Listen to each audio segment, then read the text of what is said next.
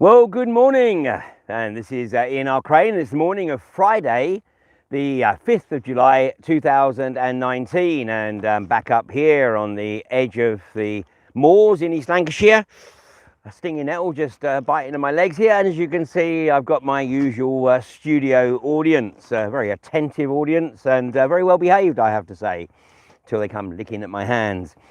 Anyway, it's a little fresh this morning, and this is Pendle Hill, where the cloud is just lifting off in the background. So here we are this morning, and summer gets underway, and of course it's the silly season, and politics is a pantomime at the best of times, but right now, of course, it's a pantomime extraordinaire, as the establishment believe that people have got other things on their mind, like their annual holiday or exams or whatever, that they can just do what they like and no one's going to care. And if they do, well, there's nothing they can do about it. Morning, girls. How you doing this morning? Anyway, the latest farce, of course, is over Christine Legarde and her nomination as MD and chairman of the European Central Bank. And of course, she's brilliantly qualified for this, not primarily because of the past, 8 years now, that she's been managing director and chairman of the IMF. And of course, not even, 2 years ago, she was effectively convicted, well, she was convicted, not effectively, she was convicted of negligence, which is a polite way of saying fraud. And this was a French court that found her to be negligent. And, as we see what the French are trying to do with Lynn Thayer right now, I'm not sure that the French justice system is necessarily what it should be. But on this occasion, Christine Lagarde was indeed found wanting. And this was over a payment to a French businessman by the name of Bernard Tapie.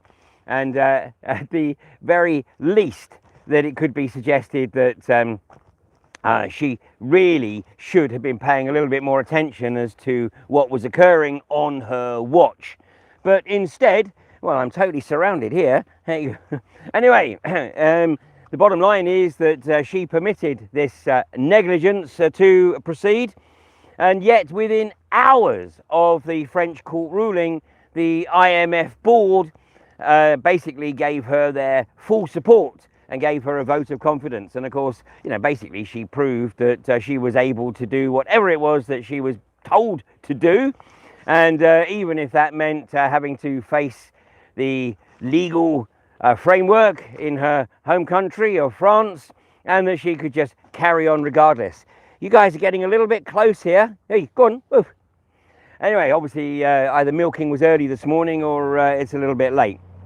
Anyway, Larry Summers, who was the former US Treasury Secretary, actually said after her conviction in France that it was a sad day for the French judicial system. Well, c'est la vie. But anyway, now she is on the cusp of taking over the European Central Bank, and of course she's a safe pair of hands because she'll basically do whatever the hell she's told to do. But you're telling me that a convicted, negligent chairman of the IMF is the best candidate to now head up the European Central Bank? Well, only in the perverse eyes of those writing the pantomime script. And then, of course, we have the absurdity of the pantomime over the replacement of the drunk Junkers. Yes, hello, I know you're there. And of course, the candidate, the only candidate being put forward, is none other than Ursula Von Der Leyen, the German Defense Secretary. And interestingly, it was, I think, Germany was the only country, the only member country of the EU that actually abstained from voting for her nomination. Yet she's the only candidate. Such is the process here. So here you have a prima facie illustration of the democracy of the EU. And those who still think that remaining part of this totalitarian regime is a good idea really need to take a long, hard look at themselves and look at the way in which the EU functions. Because, as I've said many, many times now, what is so interesting, hello, we're getting an assault from the rear here.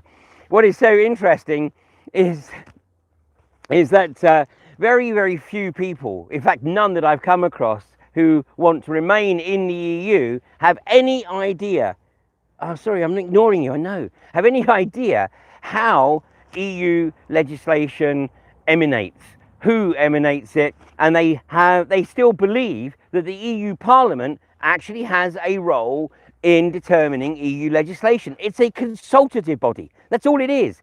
In fact, the reality is that a trade union representative in a company has more input. Can you stop nudging my leg? Has more input into the running of the company than an MEP does in the running of the EU, or in fact the direction of the EU. So Anne Widdecombe gave a sterling 2-minute presentation in the EU and in the Parliament the other day, and made the observation that this was indeed evidence of the total mockery of the way in which the EU operates. Wait.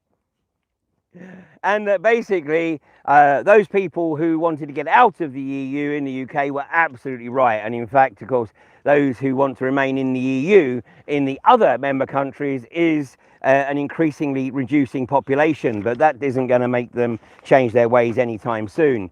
Now, as the defence minister, of course, of Germany, she is absolutely bound in to EU military unification. And of course, anybody who thinks that Brexit can happen on October 31st in anything but a political name only is dreaming, because pretty much everyone in the UK political arena has effectively signed up to EU military unification. Boris Johnson did it when he was Foreign Secretary. Jeremy K. Hunt has made the statement that he fully supports EU military unification. And now Penny Mordaunt, the existing Defence Secretary, yes, I would think so, she has stated that, and I quote from her recent speech, where she says, "Our commitment to European security is unconditional." And of course, she really needs to explain what unconditional means. Does that mean literally handing everything over to the EU, including Britain's nuclear deterrent? Well, this, of course, is the stumbling block for many. And the reality is that as far as the EU are concerned, it's basically a done deal. And what's occurring in the British media over Brexit is simply pantomime. So, Penny Mordaunt, you are on the cusp of joining Boris Johnson, Jeremy K. Hunt, and all those others. Excuse me, go on, oi, off you go. Go on, wait. Of those, ignoring the microphone cables now, of supporting those, yes, I'm sorry I'm ignoring you. Oh, damn. Anyway, of supporting literally the treasonous agenda to hand over Britain's military to the EU. Okay, I think we're going to have to get the message. I'm in your field, I know. Well, I think this is look at this. Oh, yes, he's licking the camera now. Yeah, I know. You're beautiful. You're beautiful. Anyway, this is what we're trying to protect, isn't it? British heritage, British farming, keep it organic. You know, one of the reasons I love being in this neck of the woods is because of Gazegill Organic Farm, just over the border in North Yorkshire there. But this one's definitely adopted me, I think. Yes. So anyway, well, but obviously we'll bring this to a close, I think, because we are under assault from Daisy here.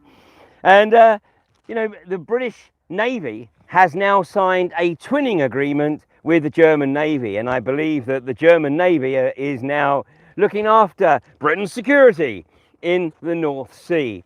So you can see that the likelihood of Boris, Jeremy K. Hunt, or anyone else being able to deliver a real Brexit on October the 31st on Halloween is a mere pipe dream. Well, of course, AV 10.1 is timed deliberately to be held on Sunday the 27th of October, which in theory should be the last weekend that Britain is part of the EU circus. But anyone who thinks that October the 31st isn't going to come and go, and we're still desperately trying to extricate ourselves from this circus, then unfortunately you're not paying attention. Well, meanwhile, Daisy here has decided that she wants to chew at my tripod after chewing at my legs and nuzzling my arm. So I think it's probably time to get out of their field. I get the message. It is your field, even though I'm on a public footpath. But thanks for joining me today. And I will be back, I think, in a location without the studio audience on Wednesday morning. So meanwhile, continue to watch the pantomime. And bear in mind that to do nothing is to acquiesce to what is unfolding. And basically what is unfolding is a pantomime that is ultimately going to lead to Britain's continued lock-in to the EU.